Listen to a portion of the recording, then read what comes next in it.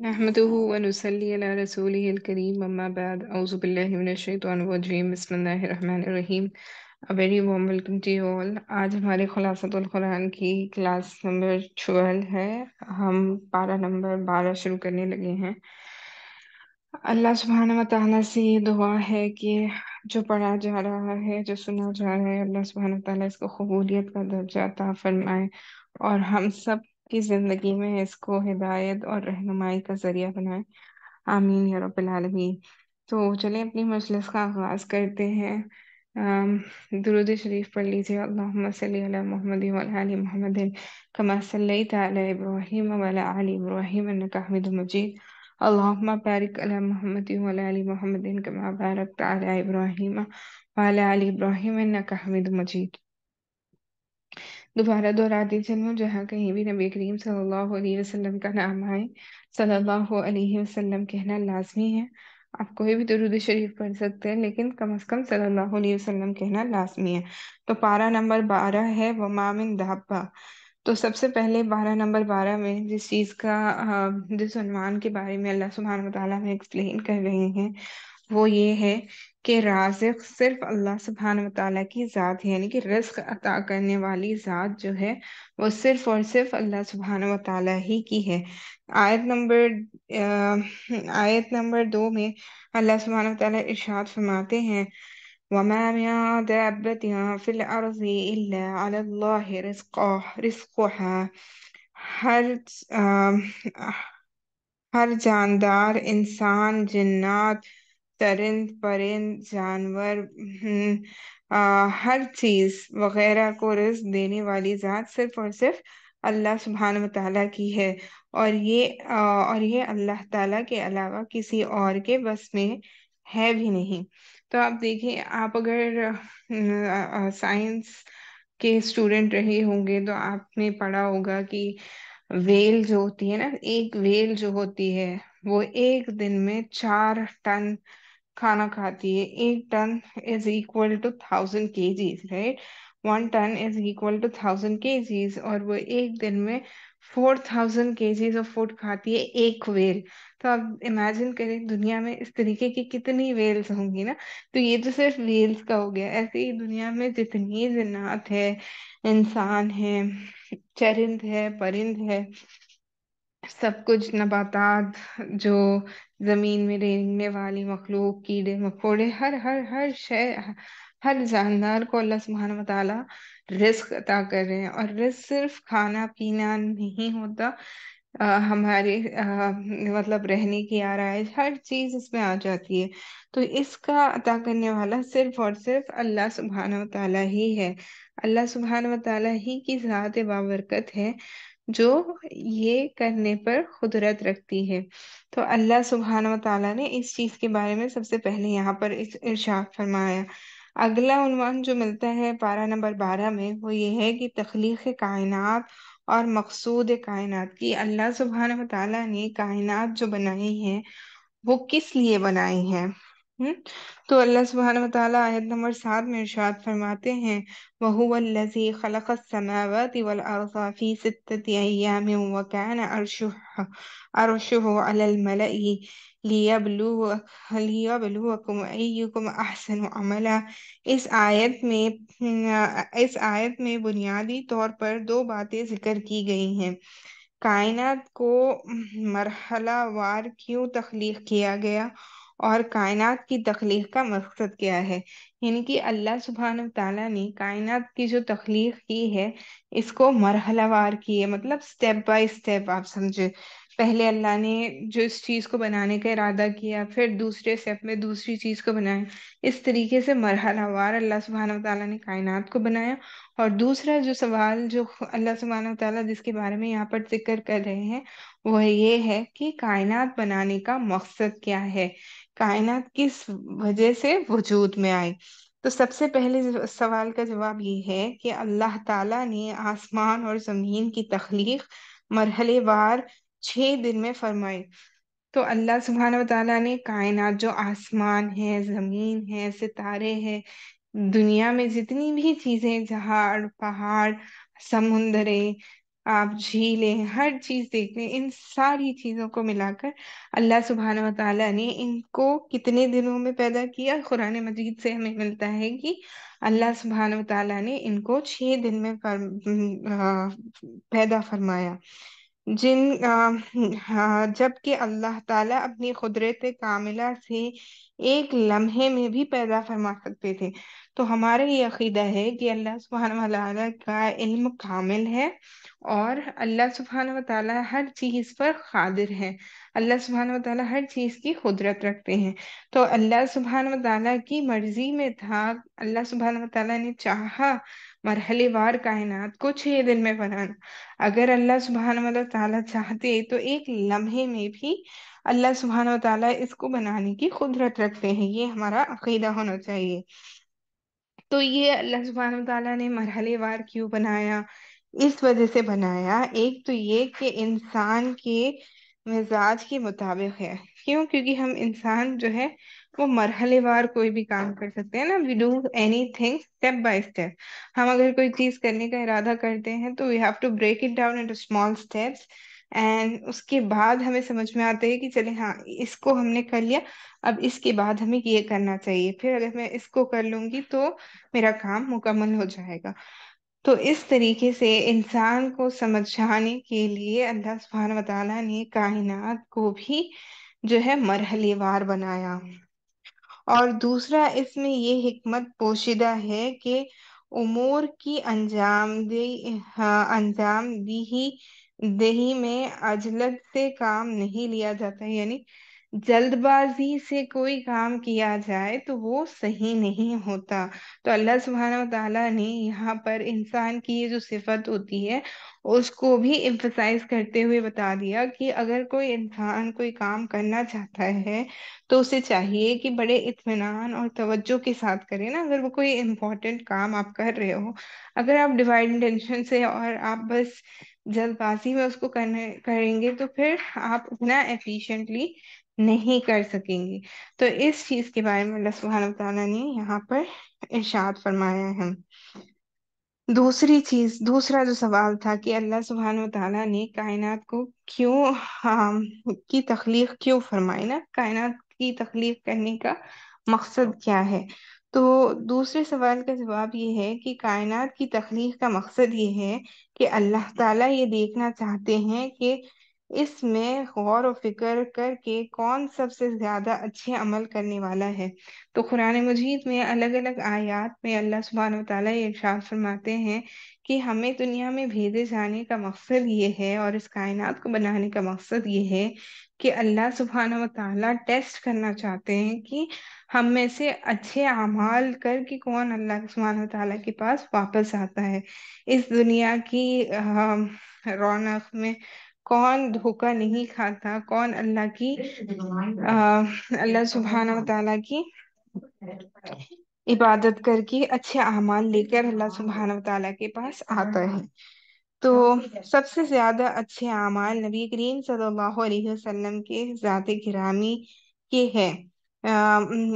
ہیں معلوم ہوا کہ کائنات کی تخلیق کا اصل مقصد نبی کریم صلی اللہ علیہ وسلم کی ذات گرامی ہے۔ تو یہاں پہ یہ بھی واضح ہوا کہ کائنات میں سب سے اچھے اعمال کس کے ہیں؟ اللہ کے نبی صلی اللہ علیہ وسلم کے نا۔ سارے نبیوں میں آپ امام الانبیاء ہے، آپ جو ہے آپ رحمت للعالمین ہیں۔ تو اسوہ اللہ نے نبی کو بنایا کہ ہم ان کو اپنا رول ماڈل بنا سکتے ہیں، کیونکہ آپ کے اتنے عمدہ اخلاق ہے، آپ کے اندر ہر وہ صفت ہے جس کو اللہ سبحانہ و تعالیٰ نے پسند کیا۔ اور اگر کوئی انسان اچھا بننا چاہتا ہے تو پھر اس کے لیے ہمارے نبی کریم صلی اللہ علیہ وسلم کی ذات بابرکت میں سبھی کچھ موجود ہے نا۔ ان کی ذات بابرکت کی زندگی کے بارے میں، ان کے کیریکٹرسٹکس کے بارے میں اگر ہم پڑھیں گے تو پھر ہمیں پتہ چلتا ہے کہ ہم اپنی زندگی کو اگر ان کے مطابق ڈھال لیں گے تو پھر گویا ہم اللہ کو راضی کرنے والی زندگی گزارنے والے بن جائیں گے۔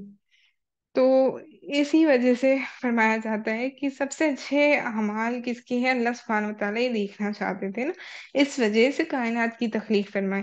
تو نبی کریم صلی اللہ علیہ وسلم کے اعمال سب سے اچھے، اور پھر دنیا کو بنانے کا ایک مقصد یہ بھی مل گیا کہ اللہ کے نبی صلی اللہ علیہ وسلم کو نبی بنا کر بھیجنا تھا، اور نبی بنا کر بھیجا گیا۔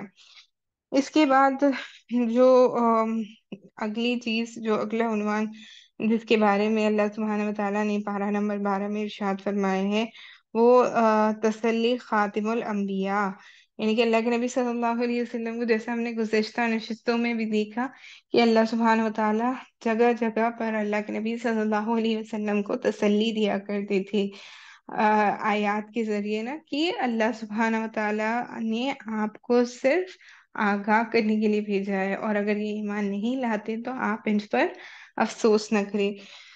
تو اسی کے ضمن میں یہاں پر آیت نمبر 12 میں اللہ سبحانہ وتعالیٰ ارشاد فرماتے ہیں، فَلَعَلَّكَ تَارِكٌ بَعْضَ مَا يُوحَىٰ إِلَيْكَ وَضَائِقٌ بِهِ صَدْرُكَ أَن يَقُولُوا لَوْلَا أُنزِلَ إِلَيْهِ كَنزٌ أَوْ جَاءَ مَعَهُ مَلَكٌ۔ مشرکین اللہ کے نبی صلی اللہ علیہ وسلم سے فرمائے سے معجزات مانگتے تھے، جس سے اللہ کے نبی صلی اللہ علیہ وسلم کا دل تنگ ہوتا تھا۔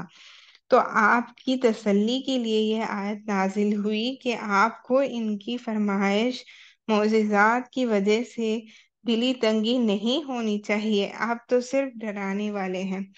تو اللہ کے نبی صلی اللہ علیہ وسلم کو یہ مشرکین، جو کفار و مشرکین تھے، یہ ہمیشہ کچھ نہ کچھ معجزہ دکھانے کے مطالبات کر رہے ہوتے کہ تو آپ ایسا کر کے دکھائیں گے تو ہم مانیں گے کہ آپ سچے نبی ہیں۔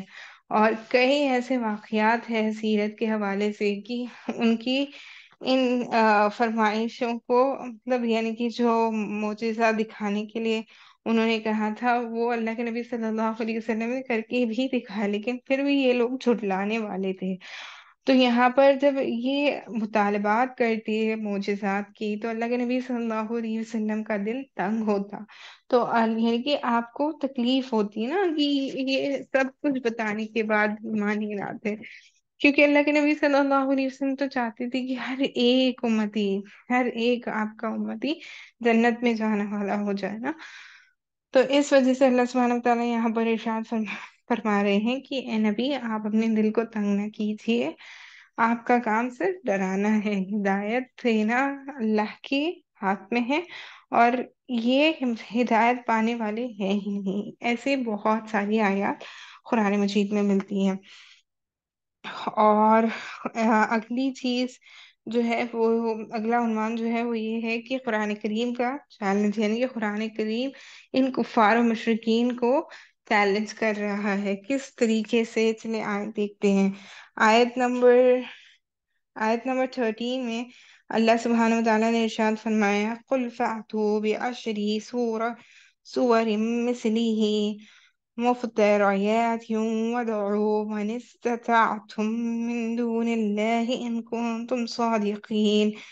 گزشتہ آیت میں مشرکین کے فرمائش معجزات کا ذکر تھا، اب اس آیت میں ایک ایسے معجزے یعنی کہ قرآن کریم کا ذکر ہے جس کا مشرکین بھی انکار نہیں کر سکتے، اگر ان کے مطالبے اگر ان کے مطالبے کا مقصد نبی کریم صلی اللہ علیہ وسلم کی حقانیت کو جاننا ہے، تو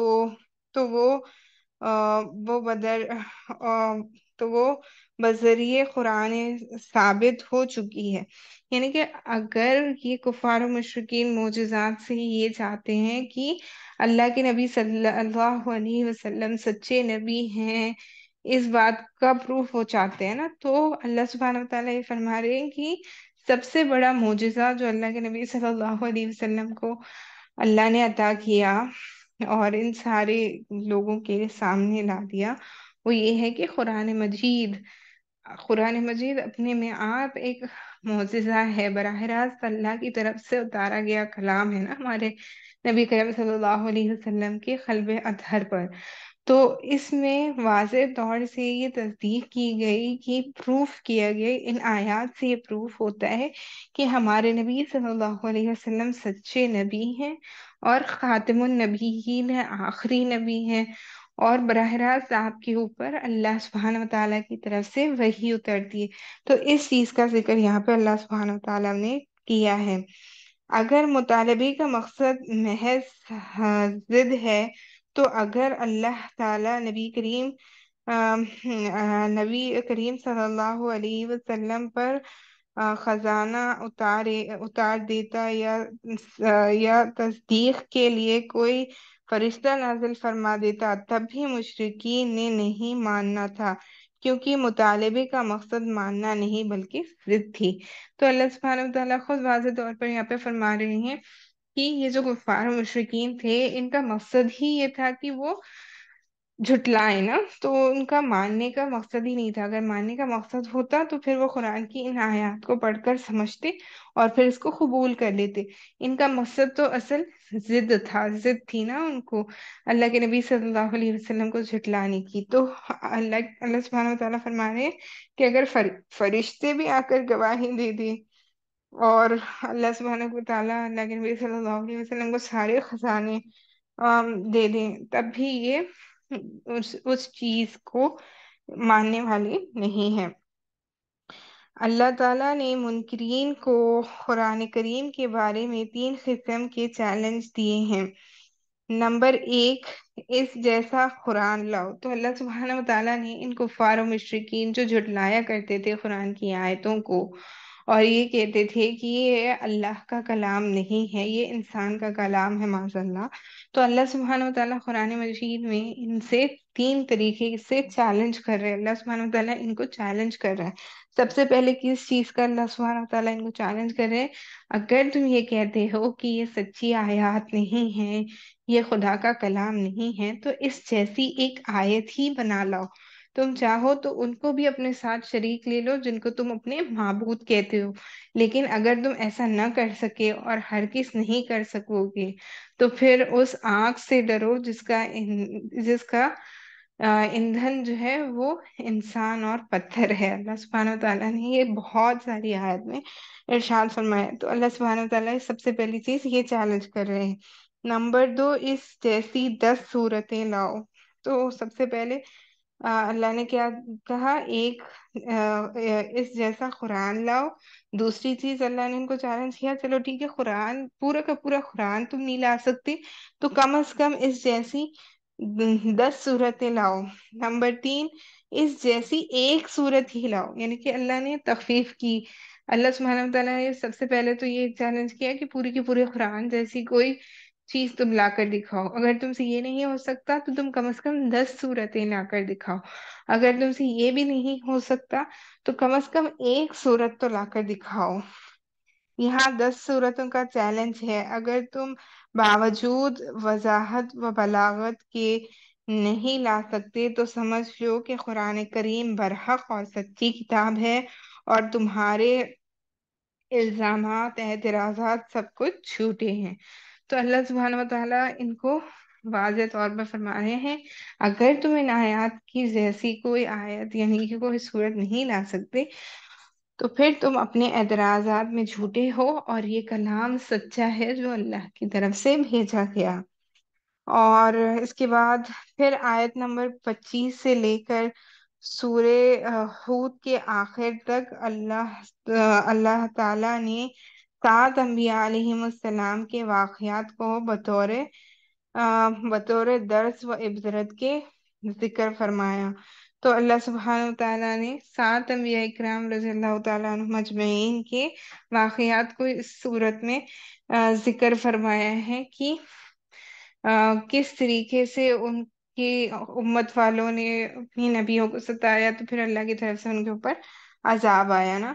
سب سے پہلی چیز جس کا ذکر اس صورت میں واضح طور پہ مطلب بیان جس کا ملتا ہے وہ ہے داستان نوح علیہ السلام۔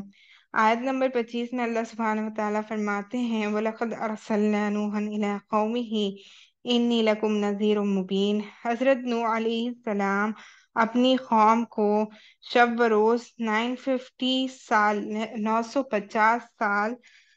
واعظ و نصیحت اور اللہ تعالیٰ کی توحید اور عبادت کی طرف دعوت دیتے رہیں۔ تو نوح علیہ السلام، آپ سمجھیں کہ پہلے زمانے کی جو نبی ہوتے تھے، امتیں ہوتی تھی، ان کو اللہ سبحانہ وتعالیٰ نے بڑی بڑی حیات دی تھی، بہت لمبی لمبی ان کو عمریں ملی تھی۔ آپ دیکھیں نوح علیہ السلام نے 950 ایئرس، 950 سال دعوت و تبلیغ کی، اور اس کے باوجود بھی بہت کم لوگ ایمان لے آئے تھے۔ جب قوم شرک میں حد سے زیادہ تجاوز کر گئی تو اللہ تعالیٰ کا حکم آ گیا کہ کشتی تیار کرو، یعنی کہ جو ایمان لانے والے تھے، جو ایمان لے آئے تھے، وہ بہت کم لوگ تھے۔ تو نوح علیہ السلام کو اللہ سبحانہ وتعالیٰ نے ایک کشتی تیار کرنے کا حکم دیا، اور آپ نے کشتی تیار کر لی۔ پھر جو کلمہ گو تھے ان کو کشتی میں سوار فرمایا، اور تمام جانوروں سے نر و مادہ کو اس میں بٹھا لیا، یعنی کہ اللہ سبحانہ و تعالیٰ نے ہر ایک جانور کے جوڑوں کے ساتھ اس کشتی میں سوار ہونے کے لیے کہا، یعنی کہ جو ایمان والے لوگ تھے وہ، اور پھر ان کے ساتھ ساتھ جانور بھی۔ وہ جانوروں میں بھی کس طریقے سے ہر ایک جانور کا میل اور فیمیل، نر اور مادہ دونوں کا کمبینیشن، یعنی کہ دونوں کو کمبینیشن میں نر اور مادہ، ہر جانور کا نر اور مادہ آپ نے اس کشتی میں سوار کیا تھا۔ اور پھر عذاب کی شکل میں آسمان سے پانی برسا، اور زمین سے بھی پانی نکلا۔ تو ان کے اوپر اب عذاب کس طریقے سے آیا؟ آسمان سے بھی پانی برسا اور زمین کے اندر سے بھی پانی نکل کر آیا۔ حضرت نوح علیہ السلام نے اپنے بیٹے کو کنات سے کہا کہ تم بھی آ جاؤ۔ تو تو آپ دیکھیں کہ نبیوں کے بیٹے بھی گمراہ ہوئے، اور نبیوں کے بیٹے بھی ہدایت نہیں پانے والے ہوئے، جبکہ مطلب ان کے والد خود نبی تھے نا۔ تو یہاں پر نوح علیہ السلام جب اپنے بیٹے کو فرماتے ہیں کہ آ جاؤ کشتی میں، تم نجات پالو گے، تم بچ جاؤ گی نا، تو ان کا بیٹا کیا کہتا ہے جس کا ذکر یہاں ملتا ہے؟ تو بیٹے نے کہا کہ میں پہاڑ پر چڑھ کر بچ جاؤں گا، لیکن پانی پہاڑ سے بھی اونچا ہو گیا۔ تو اللہ سبحانہ و تعالیٰ نے دکھا دیا کہ کوئی چیز جو نافرمانی کرے ان کو بچا نہیں سکتی۔ جب اللہ کا عذاب اور پکڑ آتی ہے تو پھر ان کو کوئی چیز بچانے والی نہیں ہے۔ حضرت نوح علیہ السلام نے دعا مانگی کہ اے اللہ، میرا بیٹا میرے اہل میں سے ہے، اور آپ نے وعدہ فرمایا تھا کہ آپ کے ساتھ ایمان، آپ نے وعدہ فرمایا تھا کہ سات ایمان والوں اور اہل و عیال کو بچا لوں گا۔ اللہ تعالیٰ نے حضرت نوح علیہ السلام کو یہ بات فرمائی کہ اہل سے مراد ہیں جو مسلمان ہیں، اور یہ کافر ہے، اس کا کوئی عمل قابل قبول ہی نہیں، لہذا بیٹا مشرک ہونے کی بنیاد پر اسی عذاب میں غرق ہو گیا۔ تو یہاں پر دیکھیں کہ نبی جو تھے ان کے بیٹے بھی اگر مشرک ہوں تو اللہ سبحانہ وتعالیٰ نے ان کو غرق کر دیا۔ تو اس سے پتہ یہ چلا کہ جو کفار و مشرکین ہوتے ہیں وہ تمام کے تمام جو ہے اللہ سبحانہ وتعالیٰ ان کو عذاب دیتا ہے۔ سب سے پہلے یہاں پر اس کا ارشاد ملا ہے کہ داستان نوح علیہ السلام کے بارے میں اللہ سبحانہ وتعالیٰ نے ارشاد فرمایا۔ دوسرے جو یہاں پہ اس صورت میں ملتا ہے جس کے بارے میں اللہ سبحانہ وتعالیٰ نے ارشاد فرمایا ہے، وہ ہے داستان حود علیہ السلام۔ تو اللہ سبحانہ وتعالیٰ آیت نمبر 50 میں ارشاد فرماتے ہیں، وَإِلَىٰ عَادٍ أَخَاهُمْ هُودًا قَالَ يَا قَوْمِ اعْبُدُوا اللَّهَ مَا لَكُم مِّنْ إِلَٰهٍ غَيْرُهُ۔ حضرت حود علیہ السلام نے اپنی قوم عاد جو بہت طاقتور تھی، ان کو دعوت دی کہ اللہ تعالیٰ کی عبادت کرو، جس کے سوا کوئی تمہارا معبود نہیں، اللہ تعالیٰ کے سوا اور کوئی عبادت کے لائق، کسی اور کو اللہ سبحانہ وتعالیٰ کی عبادت کے لائق سمجھنا کفر ہے۔ اور فرمایا کہ سابقہ گناہوں کی معافی مانگو، یعنی کہ جو گناہ تم کر چکے ہو اس کی معافی مانگو، لیکن قوم نے نہ مانا اور اپنے بتوں کی پوجا کرنے میں لگے رہے۔ بالآخر اللہ سبحانہ وتعالیٰ نے حضرت حود علیہ السلام اور ان پر ایمان لانے والوں کے علاوہ باقی قوم پر ہوا کا طوفان بطور عذاب بھیجا۔ تو یہاں پہ دیکھیں نوح علیہ السلام کی قوم کو کس طریقے سے عذاب ہوا، بارش برسائی گئی، آسمان سے پانی برسا اور زمین سے بھی پانی نکل کر آیا۔ حود علیہ السلام کی قوم کو کس طریقے سے عذاب دیا گیا، حود علیہ السلام کی قوم کو ہوا کے ذریعے، ان کی اتنی تیز ہوا چلی کہ وہ اتنے طاقتور تھے لیکن وہ ہوا کا بھی مقابلہ نہیں کر سکے۔ تو یہاں پر یہ ملتا ہے کہ اللہ سبحانہ وتعالیٰ نے قوم ہود پر کیا کیا، اللہ سبحانہ وتعالیٰ نے ہوا کا طوفان بطور عذاب بھیجا، جس سے گھروں کی چینٹی اور درخت اکھڑ گئے، یعنی کہ چھتیں جو تھی وہ ساری کی ساری اکھڑ گئی، اور درختیں جو تھے وہ اکھڑ گئے، جانور اور انسان صفا میں یعنی کہ اڑنے لگے، ہوا میں فضا میں اڑنے لگے، اور اوندھے منہ نیچے گرتے گئے۔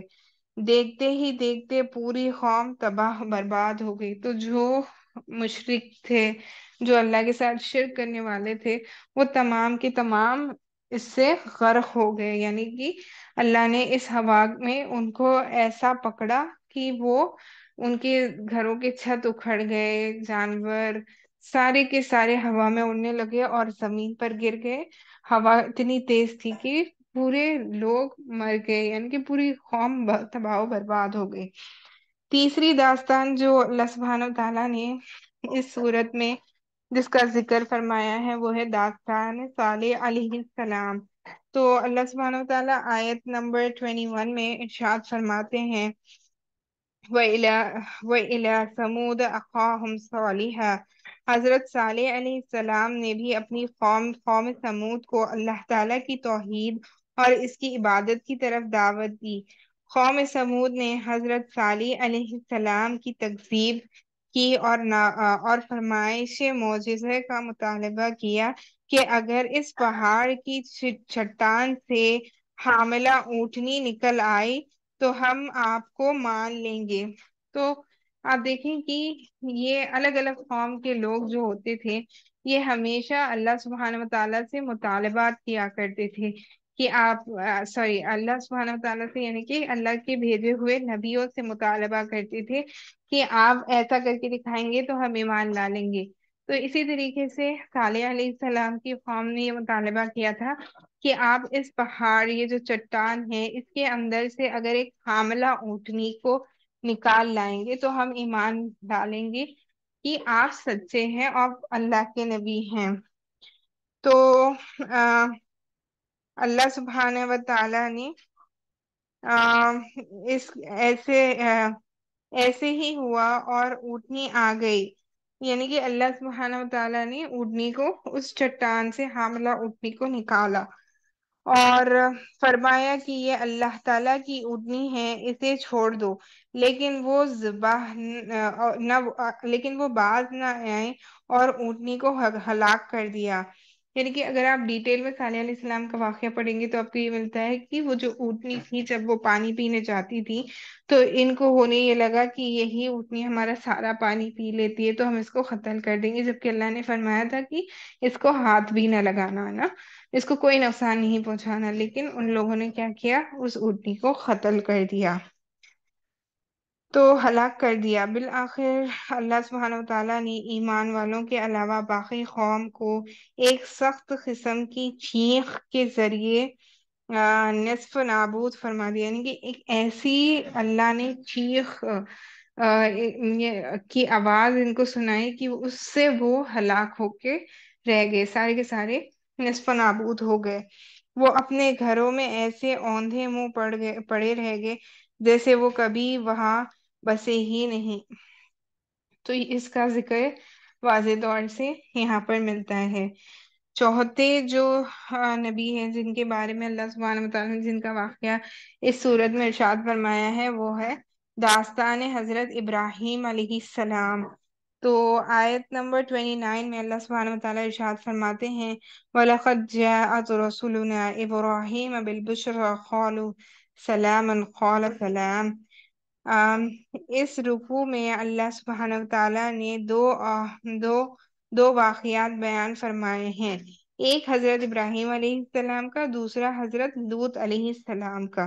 تو اللہ سبحانہ وتعالی نے حضرت ابراہیم علیہ السلام کی طرف انسانی شکل میں فرشتے آئے، تو حضرت ابراہیم علیہ السلام کے پاس انسانی شکل میں فرشتے آئے۔ آپ علیہ السلام مہمان سمجھ کر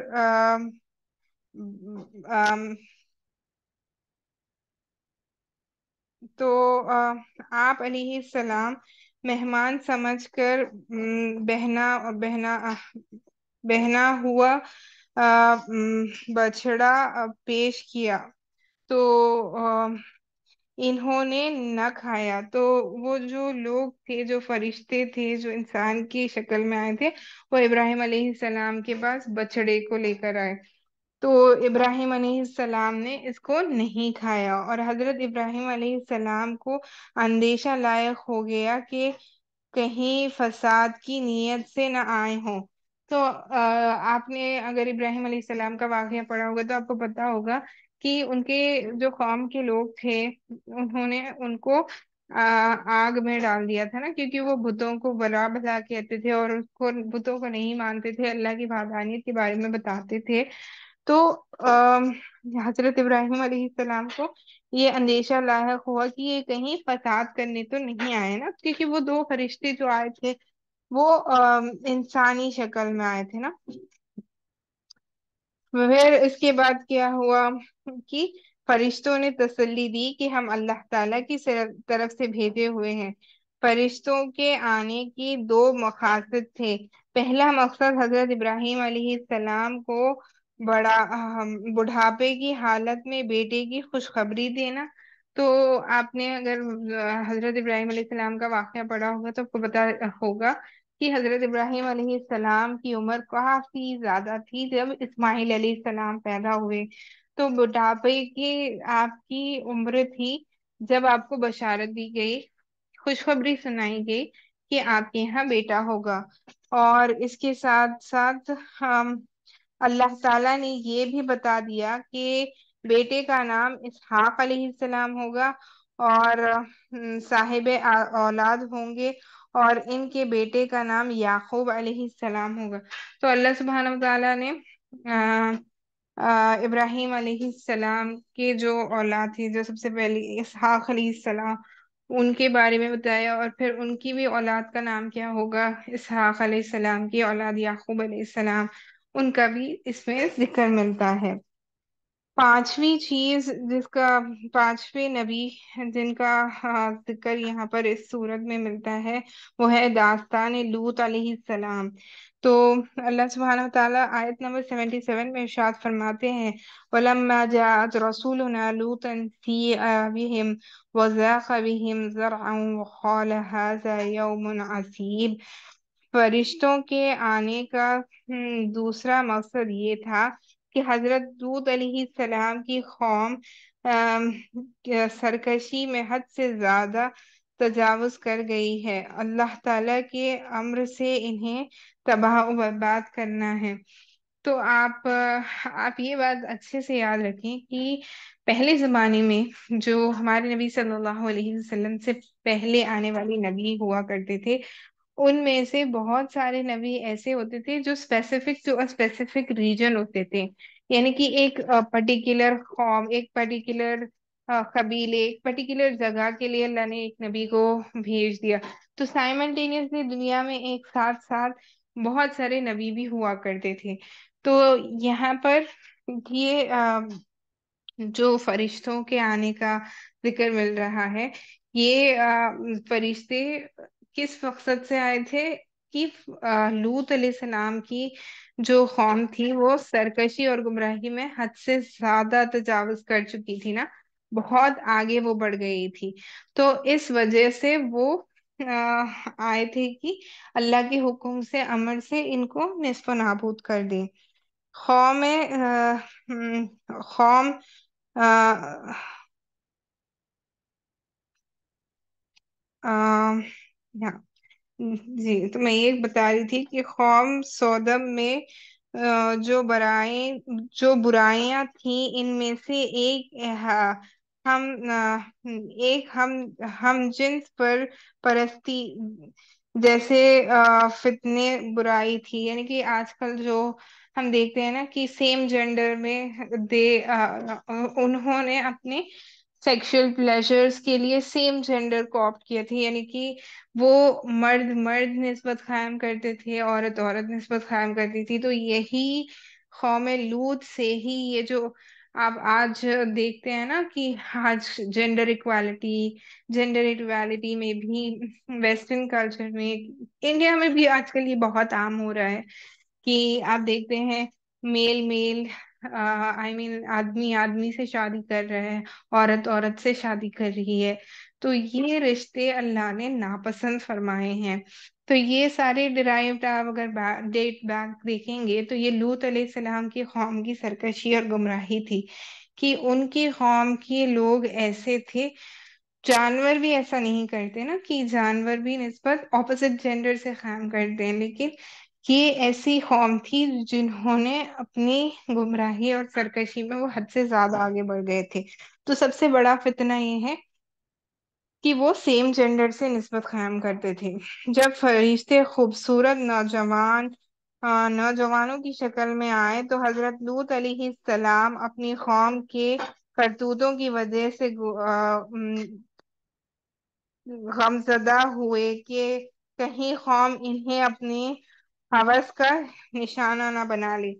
تو جو لوط علیہ السلام تھے وہ تو اللہ کے نبی تھے، وہ جو فرشتے نوجوانوں کی شکل میں آئے تھے ان کے بارے میں ان کو پتا تھا، لیکن ان کو یہ غم تھا اور فکر تھی کہ کہیں یہ لوگ ان کو بھی اپنی ہوس کا شکار نہ بنا لیں۔ تو فرشتوں نے تسلی دی کہ ہم اللہ تعالیٰ کے بھیجے ہوئے ہیں، آپ کی اپنی بیوی کے علاوہ باقی اہل و عیال کو لے کر رات کو ہی بستی سے نکل جائیں۔ تو لوط علیہ السلام کی بیوی بھی نافرمانوں میں سے تھی، تو وہ ان کو چھوڑ کر باقی جو ایمان والے تھے، جو ایمان لائے تھے، جو مسلمان تھے، وہ اور آپ کے اہل و عیال جو ایمان والے ہیں ان کو لے کر آپ رات ہی میں اس بستی سے نکل جائیے، یہ فرشتوں نے فرمایا۔ اس کے بعد پیچھے مڑ کر بھی نہیں دیکھنا۔ تو یہ بھی ارشاد فرما دیا کہ آپ یہاں بستی سے نکل جائیں رات ہی میں اور پیچھے مڑ کر نہ دیکھیں کہ یہاں پر کیا ہو رہا ہے۔ تو فرشتوں نے اللہ تعالیٰ کے حکم سے پوری بستی کو اوپر لے کر الٹا کھینچا اور پھر اوپر سے ان کو پکڑ کر مٹی میں تباہ برباد کر دیا، یعنی کہ آپ سمجھے وہ جو زمین کا حصہ تھا اس بستی کا، ان لوگوں کا، فرشتوں نے اس کو اٹھا لیا اوپر اور پھر اس کو اپ سائڈ ڈاؤن کر کے نیچے پھینک دیا کہ وہ زمین میں دھس گئے۔ تو اس طریقے سے ان کے اوپر عذاب آیا، اس کا ذکر ملتا ہے اس صورت میں۔ اس کے بعد جو اگلے نبی جن کی داستان کو اللہ سبحانہ وتعالیٰ نے اس صورت میں ارشاد فرمایا ہے وہ ہے داستان حضرت شعیب علیہ السلام۔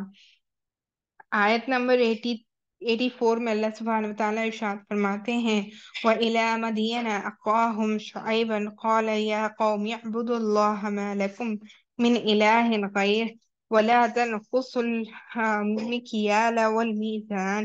یہاں سے لے کر رکوع کے آخر تک قوم شعیب علیہ السلام کے واقعے کو تفصیل سے بیان کیا جا رہا ہے۔ یہ قوم مدین میں آباد تھی اور بہت خوشحالی تھی۔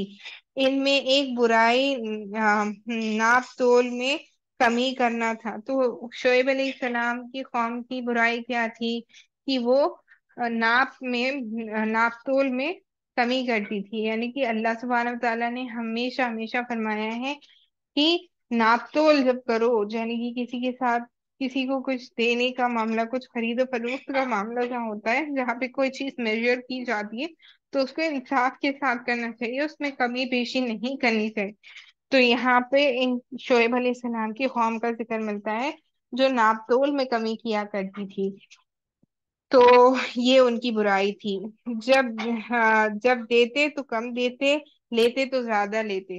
تو جب وہ دیتے کوئی چیز تو وہ کم دیتے، اور جب لیتے تو زیادہ لیتے۔ تو اللہ سبحانہ وتعالیٰ نے ناپ تول میں کبھی جو وہ کرتے تھے، اس کی برائی کا یہاں پر ذکر فرمایا ہے۔ تو حضرت شعیب علیہ السلام نے انہیں سمجھایا اور اصلاح کرنے کی بہت کوشش کی، مگر انہوں نے نہ مانا۔ تو شعیب علیہ السلام ان کے پاس نبی بن کر بھیجے گئے تھے۔ شعیب علیہ السلام ان کو بتایا کرتے تھے کہ ایسا نہیں کرنا چاہیے، سمجھاتے تھے، لیکن ان لوگوں نے شعیب علیہ السلام کی بات کو نہیں مانا۔ بالآخر حضرت شعیب علیہ السلام اور ان پر ایمان لانے والے لوگوں کے علاوہ باقی قوم کو ایک سخت قسم کی چیخ کے ذریعے نصف و نابود فرمایا۔ وہ اپنے گھروں میں ایسے اوندھے منہ پڑے رہ گئے جیسے کبھی وہ وہاں بستے ہی نہیں تھے۔ تو شعیب علیہ السلام کی قوم کو بھی ایسا عذاب آیا کہ ایسی چیخیں انہیں سنائی دی کہ ان چیخوں کی وجہ سے وہ اپنے گھروں میں ہی نصف و نابود ہو گئے، یعنی کہ وہ آپ سمجھے وہیں پر مر گئے۔ ساتویں داستان جو اللہ سبحانہ وتعالیٰ نے جن نبی کی صورت میں نازل فرمائی ہے، وہ ہے داستان حضرت موسیٰ علیہ السلام۔ اللہ سبحانہ وتعالیٰ آیت نمبر 110 میں ارشاد فرماتے ہیں، وَلَقَدْ آتَيْنَا مُوسَى الْكِتَابَ فَاخْتُلِفَ فِيهِ وَلَوْلَا كَلِمَةٌ سَبَقَتْ مِن رَّبِّكَ لَقُضِيَ بَيْنَهُمْ۔ یہاں سے حضرت موسیٰ علیہ السلام کی رسالت کا بیان ہے۔ حضرت موسیٰ علیہ السلام نے فرعون کو دعوت دی، لیکن وہ نہ مانا۔ قیامت کے دن وہ اپنی قوم کے آگے آگے ہوگا، قوم سمیت جہنم میں ڈال دیا جائے گا۔ تو موسیٰ علیہ السلام کا تمام واقعہ ہے، اور پھر کس طریقے سے موسیٰ علیہ السلام نے فرعون کو دعوت دی، یعنی کہ ایمان کی دعوت دی، لیکن اس نے قبول نہیں کی، تو وہ غرق ہو گیا، اپنی قوم سمیت غرق ہو گیا نا، جو اس کے ماننے والے تھے ان کے ساتھ ہی وہ غرق ہو گیا۔ تو قیامت کے دن بھی وہ اپنے قوم کے آگے آگے ہوگا، اور وہ اپنے قوم کے ساتھ ہی ساتھ سب مل کر سبھی کو جہنم میں ڈال دیا جائے گا۔ اس کا ذکر یہاں پر ملتا ہے۔ تو یہ 7 نبیوں کے واقعات ہے جس کو اللہ سبحانہ تعالیٰ نے 12ویں پارے میں ڈیٹیل میں ڈسکرائب کیا ہے۔ یہاں تو ہم نے بالکل خلاصہ اور مختصراً ان سارے نبیوں کے بارے میں دیکھا۔ اس کے بعد جو اگلا عنوان یہاں پر ملتا ہے وہ ہے قیامت کی ہولناکی کا، کہ قیامت میں کس طرح جو جہنم میں جانے والے ہوگی، کس طرح قیامت میں ہولناکی ہوگی۔ آیت نمبر 105 میں اللہ سبحانہ وتعالیٰ ارشاد فرماتے ہیں، یوم تأتی لا تکلف نفس الا بإذنی فمنہم شقی و سعید۔ قیامت کے دن ہیبت کی وجہ سے لوگوں کی یہ حالت ہوگی کہ وہ اللہ تعالیٰ کی اجازت کے بغیر بات نہیں کر سکیں گے، ہاں البتہ جس کو اللہ تعالیٰ اجازت دے۔ لوگوں میں بعض شقی بدبخت کافر ہوں گے اور بعض سعید یعنی خوش بخت اور مومن ہوں گے۔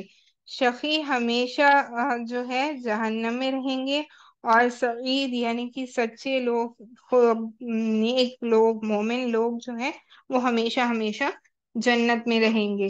تو یہاں پر بتایا جا رہا ہے کہ قیامت میں ایسی ہولناکی ہوگی حشر کے میدان میں کہ سب کے سب اتنے پریشان ہوں گے کہ وہ کچھ بولنے سے پہلے بھی اللہ کے حکم سے ہی بول سکیں گے، جس کو اللہ اجازت دے وہی وہاں پر بات کر سکے گا۔ اس کا یہاں پر ذکر ملتا ہے۔ اس کے بعد اللہ سبحانہ وتعالیٰ نے اگلی چیز جس کا یہاں پر ارشاد فرمایا ہے وہ ہے استقامت کا حکم، یعنی کنسسٹنسی اور کنٹینیوٹی سے جو کام کیا جائے اسے استقامت کہتے ہیں۔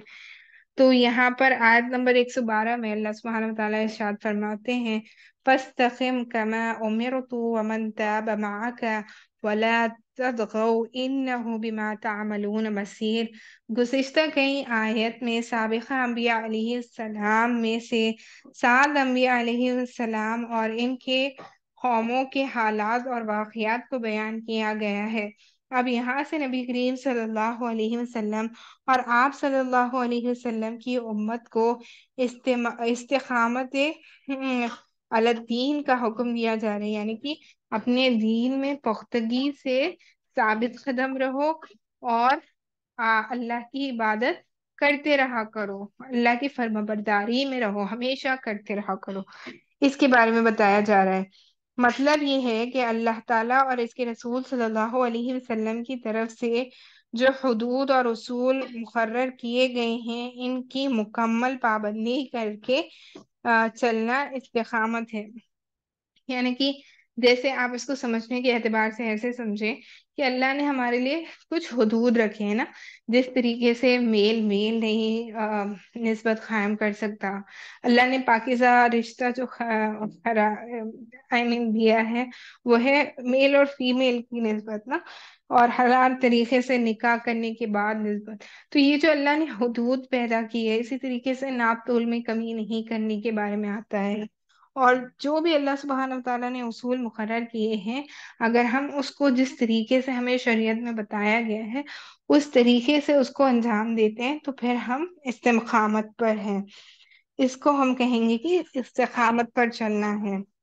ایک مرتبہ صحابہ کرام رضی اللہ تعالیٰ عنہم اجمعین نے نبی کریم صلی اللہ علیہ وسلم کی داڑھی مبارک میں کچھ سفید بال دیکھ کر کہا، اے اللہ کے رسول صلی اللہ علیہ وسلم، آپ پر بڑھاپا تیزی کے ساتھ آ رہا ہے۔ تو آپ صلی اللہ علیہ وسلم نے اس آیت کی طرف اشارہ کر کے فرمایا کہ سورہ ہود اور اس جیسی صورتوں نے مجھے بوڑھا کر دیا ہے۔ تو اللہ کے نبی صلی اللہ علیہ وسلم کو جو صحابہ کرام رضی اللہ تعالیٰ عنہم اجمعین نے کہا تو اللہ کے نبی صلی اللہ علیہ وسلم کیا فرمائے کہ اس جیسی صورت کیوں؟ کیونکہ اس میں قیامت کی ہولناکیوں کا بھی ذکر ہے نا، کہ ہولناکی کیسی ہوگی اور وہاں پہ لوگ کتنا پریشان ہوں گے اپنے اعمال کو لے۔ تو اس وجہ سے اللہ کے نبی صلی اللہ علیہ وسلم کو بڑھاپا جلدی آ گیا، یہ اللہ کے نبی صلی اللہ علیہ وسلم بتا رہے ہیں۔ اللہ تعالیٰ سے ہمیشہ عافیت کی دعا مانگا کریں۔ بعض حضرات مجھے دعا دیتے ہیں کہ اللہ تعالیٰ آپ کو استقامت عطا فرمائے۔ میں نہیں کہتا ہوں کہ بھائی مجھے استقامت کی بلکہ عافیت کی دعا دیا کر۔ تو ہمیشہ اللہ سبحانہ وتعالیٰ سے عافیت کی دعا مانگنا چاہیے۔ عافیت کہتے ہیں ہر معاملے کو اللہ سبحانہ وتعالیٰ پورا کر دیں۔ تو اللہ سبحانہ وتعالیٰ سے یہ دعا ہے کہ اللہ سبحانہ وتعالیٰ ہمیں بھی عافیت نصیب فرمائے اور استقامت سے دین پر چلنے کی توفیق عطا فرمائے، آمین یا رب العالمین۔ اس کے بعد جو اگلی چیز جس کا ذکر ملتا ہے وہ ہے اقامت صلاۃ کا حکم۔ تو اللہ سبحانہ وتعالیٰ نے آیت نمبر 114 میں ارشاد فرمایا ہے وَأَقِيمَ الصَّلَاةَ طَرْفَ النَّهَارِ وَزُلُفًا مِّنَ اللَّيْلِ إِنَّ الْحَسَنَاتِ يُذْهِبْنَ السَّيِّئَاتِ۔ اس آیت میں 3 چیزیں بیان کی گئی ہیں۔ سب سے پہلا اقامت صلاۃ کا حکم، یعنی کہ وقت پر نماز ادا کرنا۔ وقت کی نماز ادائیگی صحیح مانی جاتی ہے اور اللہ کے پاس قابل قبول ہوتی ہے۔ یعنی کہ جب نماز کا وقت ہو تو ہم نماز پڑھنے والے بن جائیں، اور پھر اوقات نماز اور اقامت صلاح کا فائدہ، یعنی فرض نمازوں کی اور واجبات کی، سنت کی، مستحبات اور آداب کا خیال رکھتے ہوئے۔ تو جب ہم نماز بھی پڑھیں تو اس کو اچھی طریقے سے پڑھنے والے بنے، جو اللہ نے بتائی ہیں سنتیں، جو مستحبات ہیں، ان کی رعایت رکھتے ہوئے ہم نماز کو پڑھنے والے بنیں گے تو پھر یہ قابل قبول ہوگی اللہ کے پاس۔ یہاں 4 نمازوں کا ذکر ہے، تو اللہ سبحانہ وتعالیٰ نے اس میں کون کون سی نمازوں کا ذکر کیا ہے؟ فجر، عصر، مغرب اور عشاء، جبکہ نماز ظہر کا ذکر دوسری آیت میں موجود ہے۔ تو نماز ادا کرنے کا فائدہ یہ ہے کہ یہ انسان کے گناہوں کو مٹا دیتی ہے۔ تو نماز پڑھنے کا حکم کیوں دیا جاتا ہے؟ ہمیں نماز پڑھنے کے بارے میں بار بار کیوں کہا جاتا ہے کہ نماز پڑھنے سے انسان بے حیائی سے بچ جاتا ہے، اور گناہوں کو مٹانے والی چیز ہے نماز۔ اسی لیے بتایا جاتا ہے کہ نماز قائم کیا کرو۔ اللہ سبحانہ وتعالیٰ ہمیشہ ہم مومنین سے کہا کرتے ہیں، قرآن مجید کی بہت ساری آیت میں ہم نے دیکھا کہ ہمیشہ اللہ سبحانہ وتعالیٰ یہ ارشاد فرماتے ہوتے ہیں کہ نماز کو قائم کرو، نماز کو پڑھنے والے بنو، سجدہ کرنے والے بنو، اللہ کی عبادت کرنے والے بنو نا۔ تو نماز کو قائم کرنے سے مراد گویا اللہ کی عبادت کرنا ہے، اور نماز گناہوں کو مٹانے والی ہے۔ اس کے بعد جو اگلا عنوان یہاں پہ پارہ نمبر 12 میں ملتا ہے، وہ سابقہ انبیاء علیہ السلام کے قصص بیان کرنے کی حکمت۔ تو پچھلے ہم نے ابھی 7 نبیوں کی داستان دیکھی، ان کے قوموں کے ساتھ کیا حشر ہوا ہے اس کے بارے میں ہم نے دیکھا۔ تو ان سب کو ذکر کرنے کا اللہ سبحانہ وتعالیٰ کا مقصد کیا ہے، حکمت کیا ہے، اس کو بھی اللہ سبحانہ وتعالیٰ نے اس صورت میں بیان کیا ہے۔ تو آیت نمبر 120 میں اللہ سبحانہ وتعالیٰ ارشاد فرماتے ہیں، وَكُلُّ نُقَصُّ عَلَيْكَ مِنْ أَنْبِيَاءِ الرُّسُلِ ما نثبت به فؤادك وجاءك في هذه الحق وموعظة وذكرى للمؤمنين۔ سورت ہود میں مختلف مقامات پر 7 انبیاء علیہ السلام کے قصص اور ان کے اقوام کے واقعات کو بیان کیا گیا ہے۔ اب یہاں سورت کے آخر میں ان قصص کی حکمتوں کو بیان کیا جا رہا ہے کہ سابقہ انبیاء علیہ السلام کے واقعات بیان کرنے سے مقصود نبی کریم صلی اللہ علیہ وسلم کو تسلی دینا، اور آپ صلی اللہ علیہ وسلم کے دل کو مطمئن کرنا ہے، اور آپ صلی اللہ علیہ وسلم کی امت کے لیے بھی اس میں نصیحت اور موعظت اور عبرت ہے کہ اگر ہم اس طریقے کے گناہوں میں پڑے رہیں گے تو پھر ہم گویا ان قوموں سے مشابہت ہوگی، اور ان کو کس طریقے سے اللہ نے پکڑا اسی طریقے سے ہمیں بھی پکڑ ہو سکتی ہے۔ اس کا اللہ نے اشارہ دیا ہے امت محمدیہ صلی اللہ علیہ وسلم کو۔ اس کے بعد جو اگلی چیز یہاں پر ملتی ہے، یہ اس صورت میں اس پارے میں جو اگلی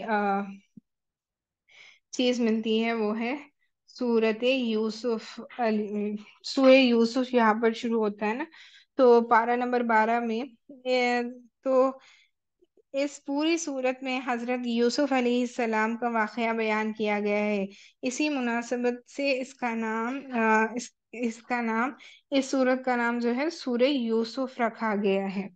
تو سورہ یوسف جو ہے وہ 12ویں پارے میں شروع ہوتا ہے، اور یہاں سے یہ ہم سورہ یوسف کے خلاصے کو کرنے لگے ہیں 12ویں پارے میں جو سورہ یوسف ہے۔ تو یہودیوں نے نبی کریم صلی اللہ علیہ وسلم سے سوال کیا کہ بنو اسرائیل فلسطین سے مصر جا کر کیسے آباد ہوا؟ تو اللہ سبحانہ وتعالیٰ نے اس کا جواب دیا نا کہ بنو اسرائیل جو ہے وہ فلسطین سے مصر جا کر کیسے آباد ہوا۔ یہودیوں کا مقصد سوال یہ تھا کہ محمد صلی اللہ علیہ وسلم کے پاس اس کا جواب نہیں ہوگا، تو ان کی تکذیب کرنا ہمارے لیے آسان ہوگا۔ اللہ تعالیٰ نے ان کے جواب میں یہ پوری صورت نازل فرما دی۔ تو سب سے پہلی چیز جو پہلا عنوان اس صورت میں ملتا ہے وہ چند ایک مشترکات نبی کریم صلی اللہ علیہ وسلم اور یوسف علیہ السلام کے درمیان بہت سی چیزیں مشابہت ہیں۔ تو یوسف علیہ السلام میں اور اللہ کے نبی صلی اللہ علیہ وسلم کی ذات برکت میں بہت ساری سملیرٹیز تھی، اس کا ذکر یہاں پہ ملتا ہے۔ سب سے پہلے کیا یوسف علیہ السلام کے بھائیوں نے آپ سے حسد کر کے تکلیفیں پہنچائیں، بالآخر غلبہ یوسف علیہ السلام کو حاصل ہوا۔ تو سب سے پہلی سملیرٹی جو اللہ سبحانہ وتعالیٰ نے یوسف علیہ السلام اور اللہ کے نبی صلی اللہ علیہ وسلم میں بتائی، وہ یہ ہے کہ یوسف علیہ السلام کے جو بھائی تھے، ان تمام کی تمام نے ان کو تکلیف پہنچائی تھی نا۔ تکلیف پہنچانے کے لیے وہ حد سے زیادہ ان کے اندر حسد، جلن، یہ جذبات آ گئے تھے، اور ان کا یہ ارادہ تھا کہ وہ یعقوب علیہ السلام کو اپنے بیٹے یوسف علیہ السلام سے جدا کر دیں۔ لیکن بالآخر آپ دیکھیں گے، اگر آپ اس واقعے کو مکمل پڑھتے ہیں تو آپ کو پتا چلتا ہے کہ کامیاب کون ہوا؟ یوسف علیہ السلام ہے نا۔ اصل بادشاہی کسے ملی اور تختہ کس کا پلٹا؟ تو آپ کو پتا چلے گا کہ یوسف علیہ السلام کو اللہ نے کامیابی دی۔ تو یہ سب سے پہلی سملیرٹی ہے جس کی بنیاد پہ اللہ کے نبی صلی اللہ علیہ وسلم کو تسلی دی جا رہی ہے کہ جس طریقے سے یوسف علیہ السلام کو اللہ نے کامیاب کیا، آپ کو بھی اللہ سبحانہ وتعالیٰ ضائع نہیں کریں گے۔ اسی طرح قریش مکہ نے نبی کریم صلی اللہ علیہ وسلم کو طرح طرح کی تکلیفیں پہنچائیں، بالآخر فتح مکہ کی صورت میں غلبہ آپ صلی اللہ علیہ وسلم کو حاصل ہوا۔ یوسف علیہ السلام نے اپنے بھائیوں کو معاف کرتے ہوئے انتقام نہیں لیا۔ اسی طرح نبی کریم صلی اللہ علیہ وسلم نے بھی فتح مکہ کے موقع پر قریش کو معاف فرما دیا وغیرہ۔ یہ ساری سملیرٹیز ہے یوسف علیہ السلام اور اللہ کے نبی صلی اللہ علیہ وسلم میں۔ اس کے بعد جو اللہ سبحانہ وتعالیٰ جو یہاں پر اس صورت میں ارشاد فرماتے ہیں، وہ یہ ہے کہ بہترین یعنی احسان قصص ہے۔ یعنی کہ آیت نمبر 3 میں اللہ سبحانہ وتعالیٰ ارشاد فرماتے ہیں، نَحْنُ نَقُصُّ عَلَيْكَ أَحْسَنَ الْقَصَصِ بِمَا أَوْحَيْنَا إِلَيْكَ هَذَا الْقُرْآنَ۔ حضرت یوسف علیہ السلام کے واقعے کو احسن القصص سے اس لیے تعبیر فرمائیں کہ اس میں عبرتیں، آم، نصیحتیں اور سیرت وصالح اور زہد و تقوی، حکمت کے رہنمائی اور دنیاوی اور معاشی خوشحالی کی تدبیریں وغیرہ سب کو بڑی جماعت کے ساتھ بیان کیا گیا ہے۔ یعنی کہ آپ دیکھیں اس کو احسن الخصوص، یعنی کہ سب سے جامع قصہ، جس میں آپ کو ہر ایک چیز کور ہو جاتی ہے، جیسے کہ لیڈرشپ کی کوالٹیز ہو گئے، معافی کرنے کے بارے میں ہو گیا، اسی طریقے سے آپ کو جو تکلیفیں پہنچائی گئی اس کے بارے میں ہو گیا، اور جو عبرت ہے، نصیحتیں ہیں، ساری ہی چیزیں اس صورت میں موجود ہیں۔ حضرت یعقوب علیہ السلام، اچھا تو میں یہاں پر ارشاد فرما رہی تھی کہ ہاں، اور تو حضرت یوسف اچھا ٹھیک ہے، ٹھیک ہے، میں یہ یہاں پر ارشاد فرما رہی تھی، ٹھیک ہے۔ تو اس صورت میں ان تدبیروں کے بارے میں، نصیحتوں کے بارے میں، سارے ہی کچھ کے بارے میں اللہ سبحانہ وتعالیٰ نے ارشاد فرمایا، اسی لیے اسے احسن القصص کہا جاتا ہے، کہ ایسا قصہ جس میں ساری ہی چیزیں مل جاتی ہیں۔ پھر دوسری چیز جس کو اللہ سبحانہ وتعالیٰ نے یہاں پہ ارشاد فرمائی ہے، وہ یہ ہے یوسف علیہ السلام کا خواب۔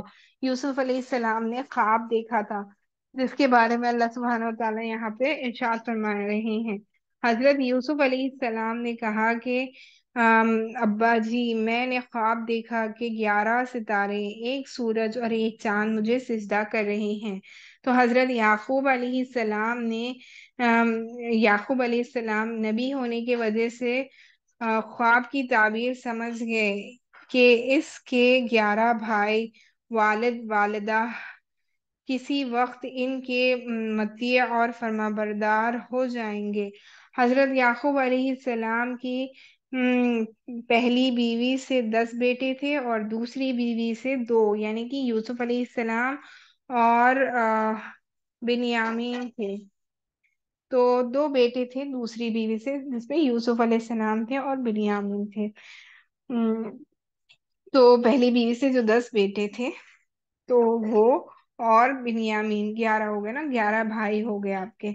ये तमाम के तमाम आपको सिजदा करेंगे। तो पहले वाली उम्मतों में अल्लाह ने सिजदे को, नबी की ताज़ियती सिजदे को अल्लाह ने अलाउ किया होगा, इस वजह से इसका यहाँ पर जिक्र मिल रहा है। लेकिन अब हमारे अल्लाह के नबी सल्लल्लाहु अलैहि वसल्लम की शरीयत आने के बाद किसी को ताज़ियती सिजदा करना भी मना है, किसी को हम ताज़ियती सिजदा भी नहीं कर सकते।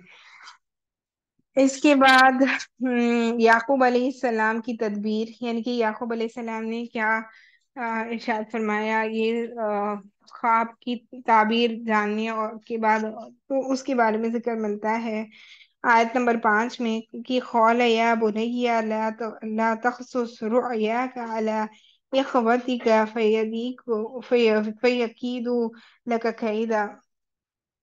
हजरत याकूब अलैहिस्सलाम ने फरमाया कि अपना ख्वाब अपने भाइयों से बयान न करना।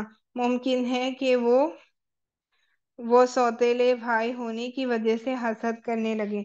तो यहाँ से हमें एक बहुत बेहतरीन बात पता चली है कि हमें अपनी चीज़ों को, जो बहुत कीमती और अच्छी चीज़ें होती है, उसको अपनी ही हद तक रखना चाहिए ना, हर किसी को बताना नहीं चाहिए। क्योंकि फिर दूसरों में हमारी खुशियों को देखकर या हमारी कामयाबी को देखकर होता है कि हसद का, जलन का, ये जो है उनके अंदर ये सारी चीजें पैदा होती है, जिससे वो हमसे दुश्मनी करने लगते। तो ये हमें यहाँ पर सीखने को मिला। इसके बाद बिरादरान ने यूसुफ अलैहिस्सलाम का हसद, यूसुफ अलैहिस्सलाम से उनके जो भाई थे, 10 भाई थे। पहली जो याकूब अलैहिस्सलाम की पहली बीवी थे, जिनसे 10 बेटे थे, उनको किस तरीके से यूसुफ अलैहिस्सलाम से हसद थी, उसका यहाँ पर जिक्र मिलता है आयत नंबर 8 में। व इस कौल यूसुफ व अखाहु अहब्बु इला अबीना मिन्ना व नहनु उसबह। हजरत यूसुफ अलैहिस्सलाम के वालिद गिरामी इनसे गैर मामूली मोहब्बत करते थे। या तो इसी वजह से इन्होंने हसद कर लिया, या फिर इन्हें किसी तरीके से ख्वाब मालूम हो गया तो हसद करने लगे।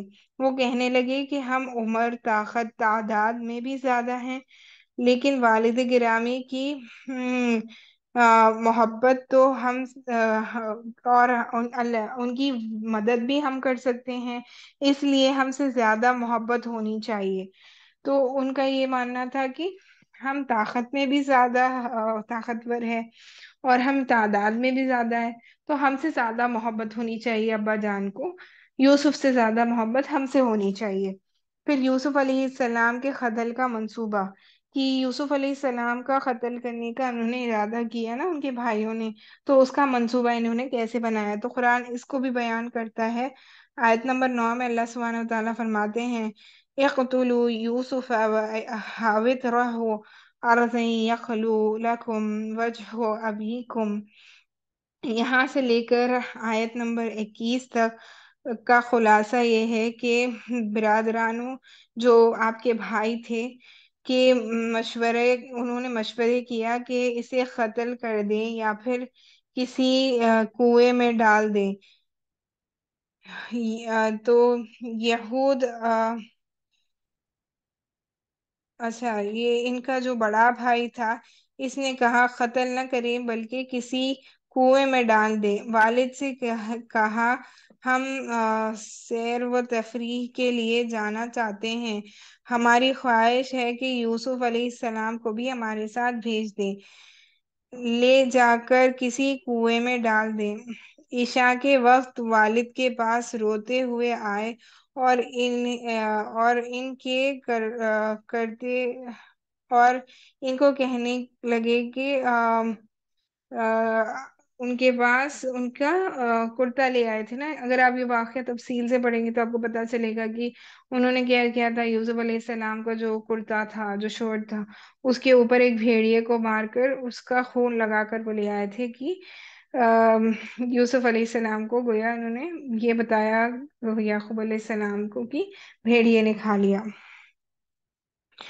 تو انہوں نے کیا کیا کہ عشاء کے وقت وہ اپنے والد کے پاس روتے ہوئے آئے اور ان کے کرتے کو خون لگا دیا کہ ہمارے بھائی کو بھیڑیے نے کھا لیا. حضرت یعقوب علیہ السلام اصل حقیقت سمجھ گئے کیونکہ وہ اللہ کے نبی تھے. ان کو حقیقت سمجھ میں آ گئی کہ اگر وہ بھیڑیے نے کھایا ہوتا تو پھر وہ جو کرتا ہوتا وہ پھٹا ہوتا نا، وہ صحیح سلامت کرتا جس پر خون لگا ہوا تھا وہ لے کر آئے تھے. تو اب وہاں سے قافلہ گزرا. انہوں نے پانی نکالنے کے لیے ڈول پانی میں مطلب کنویں میں ڈالی تو یوسف علیہ السلام نکل آئے. بھائی غریب تھے، آگے کہنے لگے کہ یہ ہمارا بوڑھا غلام ہے، ہم اسے بیچنا چاہتے ہیں.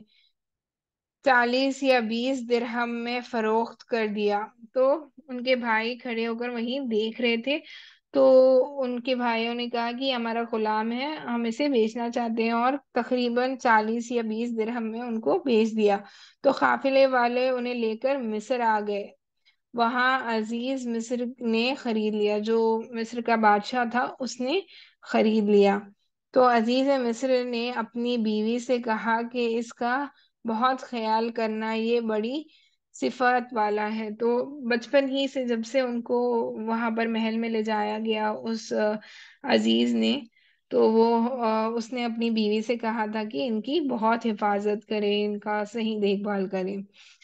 اس کے بعد آزمائش میں کامیابی، اس کا ذکر ملتا ہے یہاں پر. تو چلیں ہم اس کو دیکھ لیتے ہیں کہ ہاں، تو ہم یہ ذکر کر رہے تھے. تو آزمائش میں کامیابی کے بارے میں یہاں پر ذکر ملتا ہے. تو آیت نمبر 22 میں اللہ سبحانہ وتعالی ارشاد فرماتے ہیں وَلَمَّا بَلَغَ أَشَدَّهُ آتَيْنَاهُ حُكْمًا وَعِلْمًا وَكَذَلِكَ نَجْزِي الْمُحْسِنِينَ. یہاں سے لے کر آیت نمبر 29 تک کا خلاصہ یہ ہے کہ عزیز مصر کے گھر میں پلے بڑے ہوئے اور جوان ہوئے. تو عزیز مصر کی بیوی زلیخا آپ پر فریفتہ ہو گئی، یعنی کہ آپ پر فدا ہو گئی نا. آپ کی خوبصورتی کا عالم یہ تھا کہ فرماتے ہیں کہ جب یوسف علیہ السلام کہیں سے گزرتے تو وہ جو لوگ مطلب عورتیں ہوتی انہوں نے اپنا انگوٹھا کاٹ لیا تھا نا. تو اس کا بھی یہاں پر ذکر ملتا ہے. تو جب جذبات پر قابو نہ رہا تو حضرت یوسف علیہ السلام کی خرابت حاصل کرنے کے لیے اندر سے دروازہ بند کر کے تالا لگا دیا. گناہ کے تمام اسباب موجود تھے، مثلاً خود عورت کی طرف سے خواہش کرنا، کسی غیر کے آنے جانے کے سب راستے بند کر دینا، جوانی کے وقت کا زمانہ وغیرہ. مگر اللہ تعالیٰ نے یوسف علیہ السلام کو اس سے مکمل طور پر محفوظ رکھا.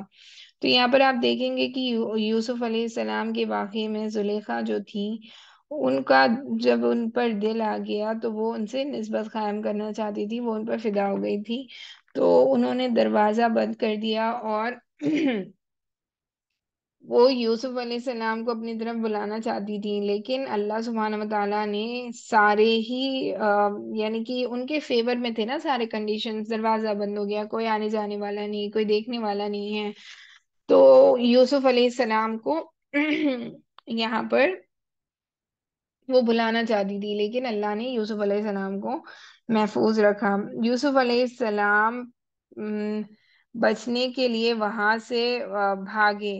زلیخا پکڑنے کے لیے پیچھے دوڑی، کرتا پکڑ کر ان کو باہر جانے سے روکنا چاہا، جس سے کرتا پھٹ گیا.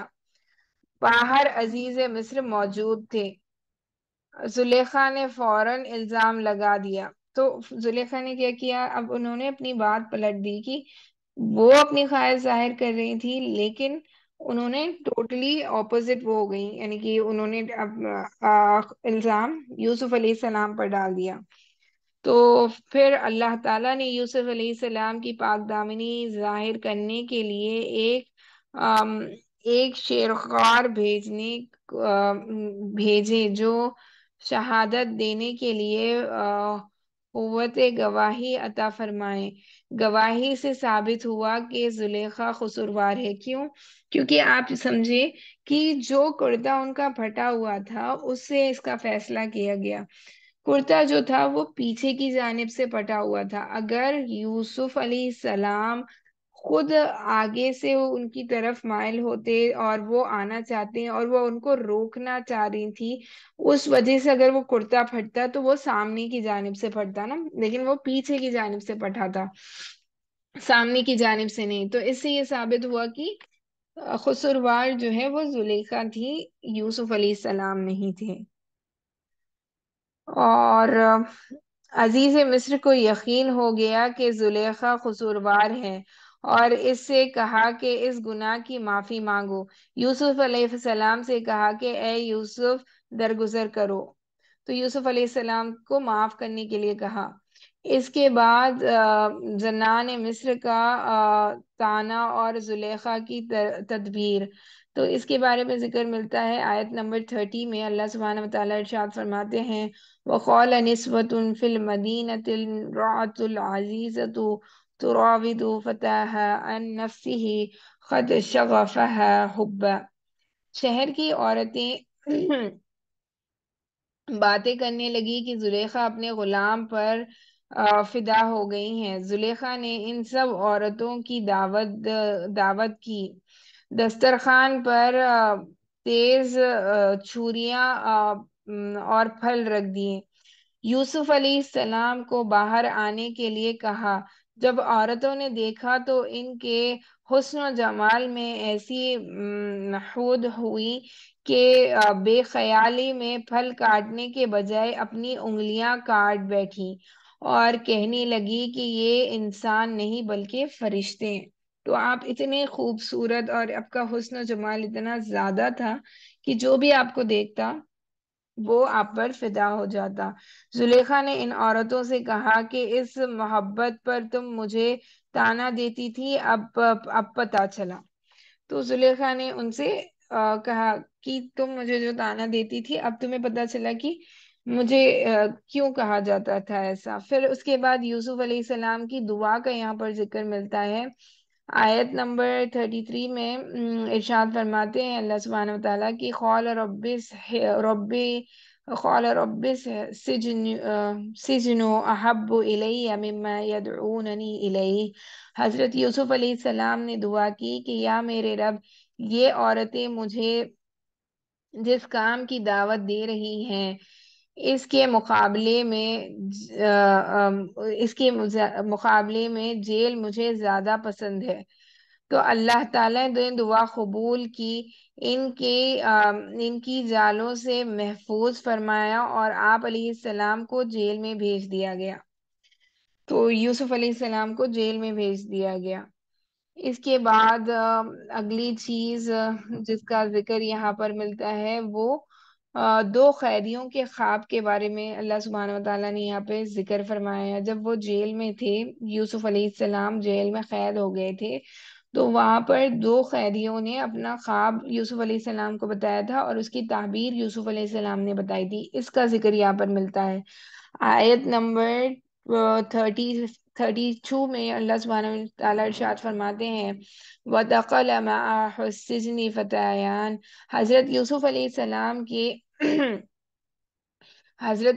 السلام کی قید کے زمانے میں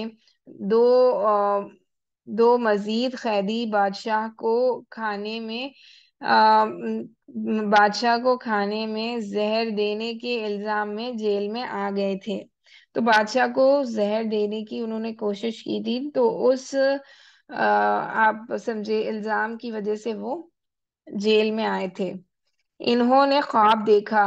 ان میں سے ایک نے کہا کہ میں بادشاہ کو انگور کھلا کر شراب پلا رہا ہوں۔ دوسرے نے کہا کہ میرے سر پر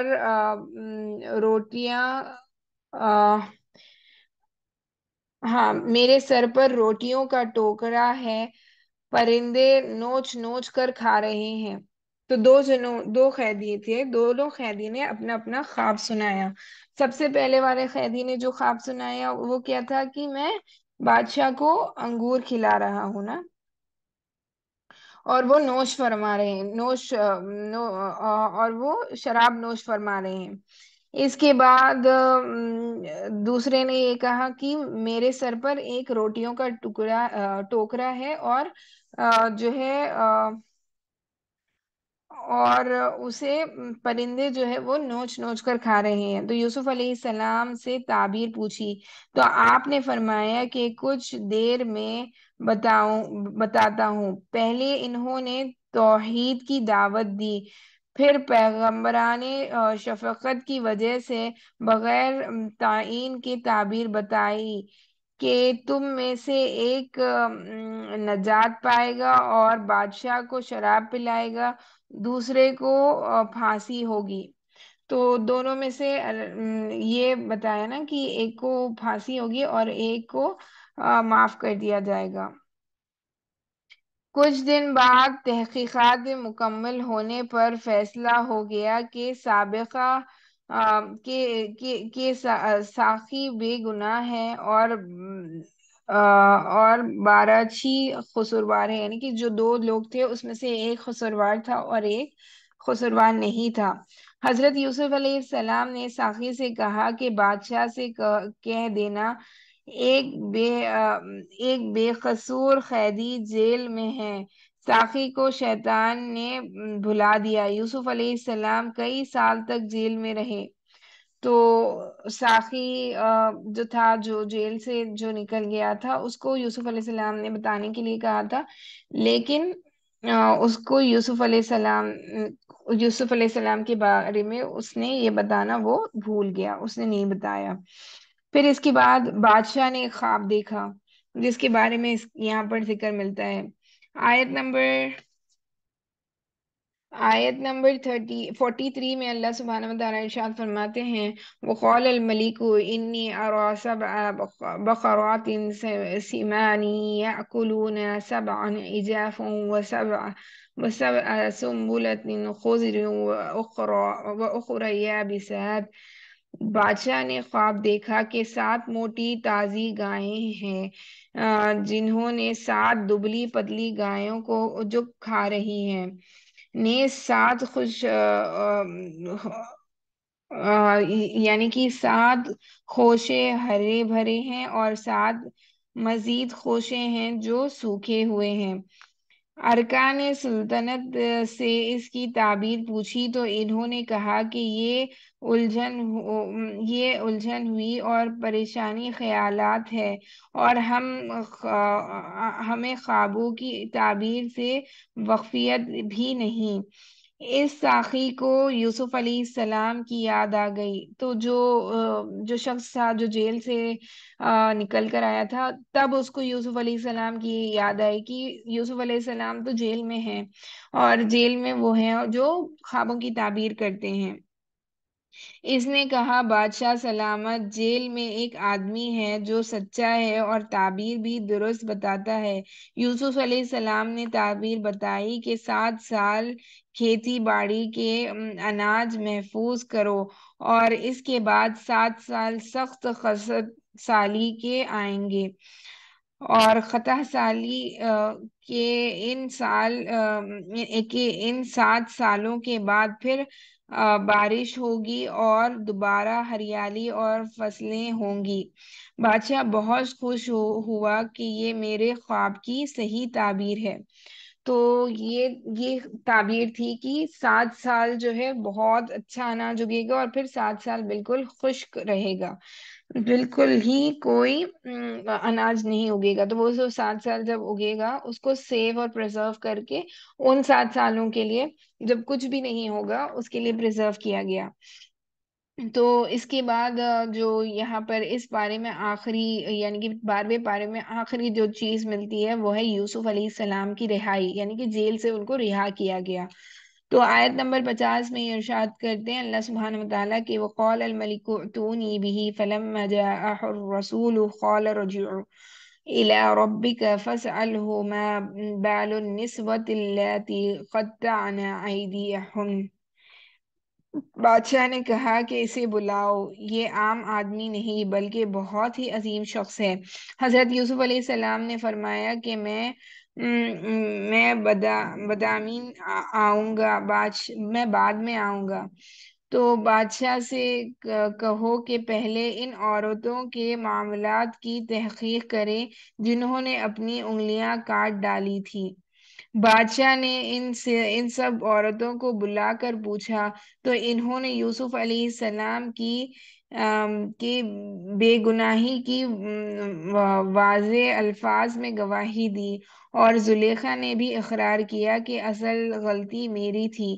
تو یوسف علیہ السلام سچے ہیں اور سچے تھے۔ تو اس کے بعد حضرت یوسف علیہ السلام کو بادشاہ کے پاس رہنے لگے اور ان کو رہا کر دیا گیا۔ تو ان پر جو الزام لگائے گئے تھے جس کی وجہ سے انہیں جیل بھیجا گیا تھا وہ جھوٹے تھے نا، ان عورتوں کے جو الزامات تھے وہ جھوٹے تھے، اور یوسف علیہ السلام سچے ہیں، یہ ثابت ہو گیا تھا۔ وآخر الدعوانا ان الحمد للہ رب العالمین۔ یہاں پر ہمارا پارہ نمبر 12 کا خلاصہ مکمل ہو جاتا ہے۔ یہ کافی آپ سمجھے خلاصہ ہی تھا لیکن کافی ڈیٹیل میں تھا۔ امید ہے کہ آپ کو اس پارے کا خلاصہ اچھے سے سمجھ میں آ گیا ہو گیا کہ 12 نمبر پارہ جو ہے، 12واں سپارہ، اس میں اللہ سبحانہ تعالیٰ نے کن کن چیزوں کے بارے میں ارشاد فرمایا ہے۔ اللہ سبحانہ تعالیٰ سے یہ دعا ہے کہ ہم نے جو پڑھا جو سنا اس کو اللہ سبحانہ تعالیٰ قبولیت کا درجہ عطا فرمائے۔